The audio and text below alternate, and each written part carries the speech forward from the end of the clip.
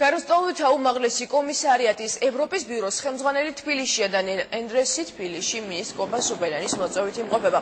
ქვეყანაში ექვსდღიანი ვიზიტის ფარგლებში დანიელ ენდრესი ოკუპირებულ ტერიტორიებიდან დევნილთა მდგომარეობას გაეცნობა. დაგეგმილია შეხვედრები საქართველოს ხელისუფლების წარმომადგენლებთან.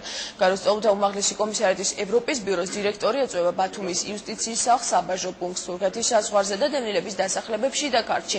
ენდრესი აფხაზეთის ოკუპირებულ ტერიტორიაზე გადასვლასაც გეგმავს.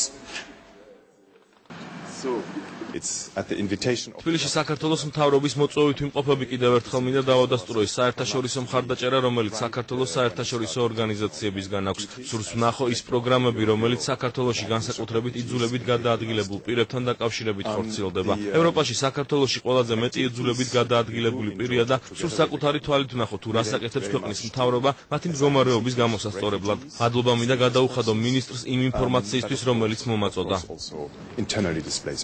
ის ადგილზე მოინახულებს დევნილთა მდგომარეობას, გაეცნობა ჩვენს მიღწევებს, თუ ჩვენ რა შევძელით დევნილების საცხოვრებელი პირობების გაუმჯობესების კუთხით. ის ასევე შევა გალში და სოხუმში